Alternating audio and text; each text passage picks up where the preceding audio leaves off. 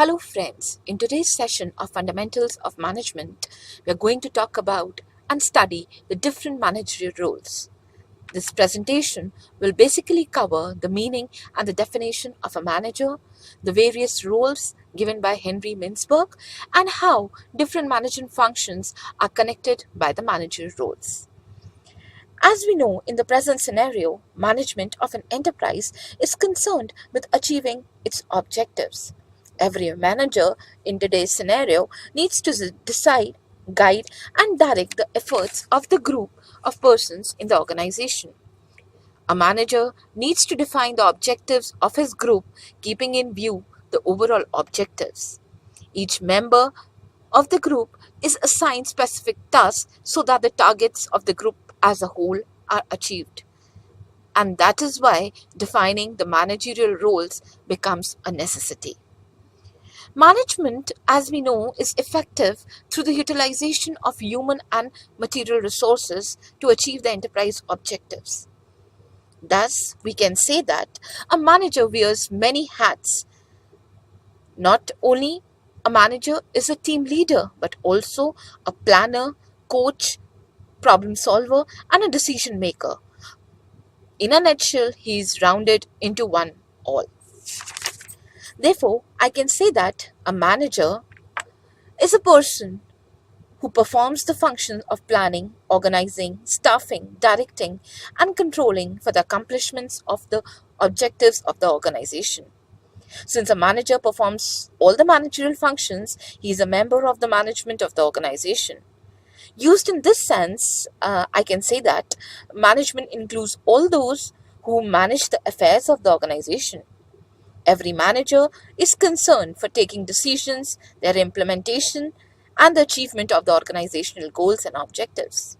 He guides the human resources in an effective manner, and he takes care of all the material, men, machinery, and technology in the organization. If I need to quote in the words of Drucker, I can say that every manager is concerned with ideas, things, and people. Management is a creative process for integrating the uses of resources to accomplish certain goals. In this process, ideas, things, people are vital inputs which are transformed into outputs consistent with the goals of the enterprise. If we look at some of the basic characteristics which most of the managers in today's organization persist can be, managers spend a lot of time in achieving coordination between their human and non-human resources. Managers also have a lot of brevity, variety, and fragmentation in their working style, in their knowledge, in the way that in the way they implement things. Managers prefer live actions. Live actions can be explained in terms of being brief, specific, to the point, well-defined activities that are current, non-routine, and non-reflective. Managers at this point of time also prefer written communication in spite of oral. They want things to be more precise and in a written formal manner. Managers maintain a vast number of contacts, spending most of their times with subordinates, linking them with superiors and others in the network. Networking is a major part of what a manager does. This moving on to the basic categorization which is given by Henry Mintzberg. It has been observed that managing involves certain functions. While performing these functions, a manager has to play multiple roles. A role consists of behavior patterns displayed by a manager within the organization or a functional unit.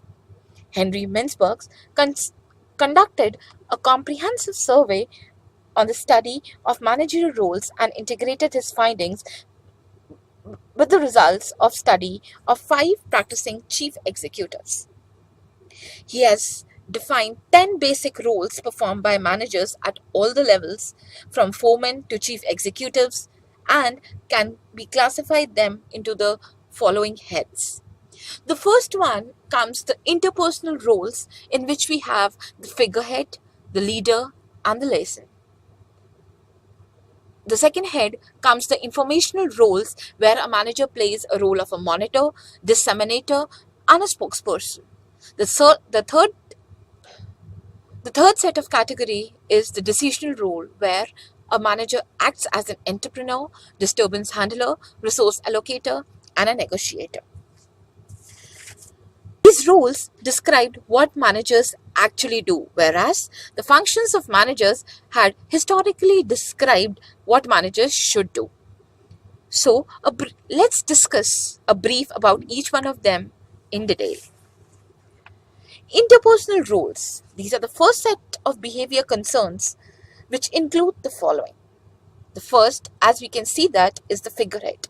The executive managers perform a number of ceremonial duties such as representing firm at public affairs, overseeing official functions, and so on.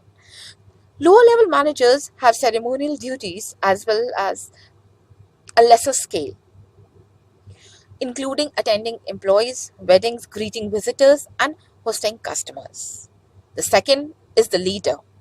This comprises a range of duties suggested earlier, including motivating workers, guiding work-related behavior, and encouraging activities that achieve organizational goals.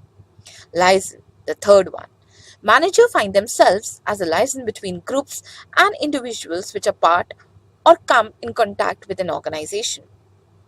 This role is important for establishing contacts with suppliers, coordinating activities among work groups, and encouraging harmony needed to assure effective performance. Now comes the second set of roles, which are informational roles.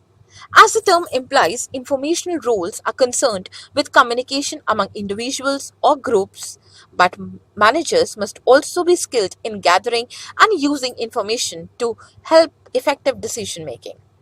Most important, they should be able to communicate who can transmit information and articulate decisions.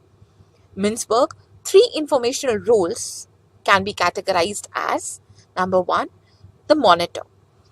Managers monitor activities, information, they gather data, and observe behavior. Well informed managers are prepared for decision making and can redirect behavior to improve organizational performances. Second is disseminator. Here, communication is reversed. Rather than receiving information, manager transmits information. Obviously, this is crucial aspect of management. Subordinates, superiors, and managers of similar work groups rely timely information disseminated with clarity. The third one is a spokesperson. Top executives find themselves more involved as spokesperson than lower level managers. A firm's policy on competition, its philosophy of customer care, and its commitment to safety are topics common in executive speeches. However, managers at all levels are spokespersons who may be called upon to represent their groups. For example, when department heads meet to discuss operating budgets, they must be prepared to present information and support budget requests of their respective departments. Now comes the third set of rules, which are decisional rules. Mintzberg identified four roles within the list of his behavioral sets. They can be: number one, entrepreneur. In recent years, entrepreneurs have identified with a commitment to innovation.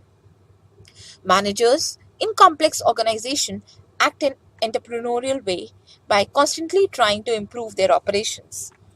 They seek new ideas of using resources, new technologies for enhancing performances of their employees, and new system for organizing human resources. Second is disturbance handler. Historically, this may be the best understood role of a manager because they have always had the primary responsibility for resolving the problems of their employees and staff members. It may also be the most stressful role of a manager to find themselves constantly facing the disturbances that threaten the harmony and effectiveness of the organization. The third rule is of resource allocator. The third rule links planning and organizing functions. Managers must plan to meet their objectives and distribute resources accordingly.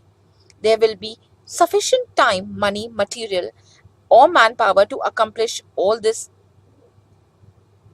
So, resource allocation often involves careful assigning of scarce resources. The last is the negotiator. The allocation process bears on the role of negotiator. When scarce resources must be shared among many operating units, managers with superior negotiating skills will have advantage over the others. However, negotiating extends to many managerial activities both inside and outside the firm. Purchase manager, for example, negotiate material prices, terms and conditions, etc. For example, purchase manager negotiates material prices, terms and conditions, etc. Personnel manager negotiates union contracts. Negotiation, of course, does not mean conflict, but it does imply face-to-face bargaining between the managers and employees to resolve problems or formulate performance expectations. Thus, above description of managerial roles or the set description of managerial roles shows managers must change their hats frequently and must be alert to the particular roles needed at the given point of time.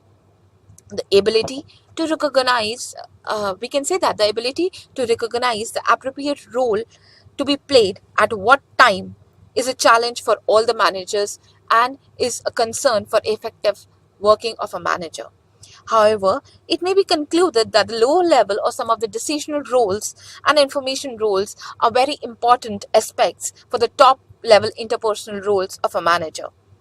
At the middle level of the management, information roles, however, are found to be more common. In the last section, I just want to discuss how these managerial roles are connected or interlinked with the management functions. Mintzberg's rules approach describes what managers do and provides important insights into the problems and issues involved in managing. The functional approach, on the other hand, provides general framework or analyzing the job of a manager. It prescribes what managers should do. The roles and functional approaches are two sides of the same coin. They are two different but related ways of analyzing the jobs of a manager. The relationship can be seen between the two approaches in the stated diagram. While planning, managers play informational and decisional roles. They receive, store, and monitor and disseminate information. They also take policy and operative decisions. In organizing, managers play interpersonal and decisional roles. They establish relationships between activities and people, take decisions about utilization of resources, and act as a liaison between the employees, management, and staff. In staffing, managers play decisional, informational, and interpersonal roles. They determine human resource requirements, select and train people, and maintain personal records. In directing, managers play interpersonal, informational, and decisional roles. They motivate the people by providing various incentives, guide them through different communication process. And in the last function, that is the controlling, it involves mainly informational and decisional roles. Managers obtain information of results, compare them with standards, and take corrective actions which involve decision making. So that's all for today's class. Thank you so much.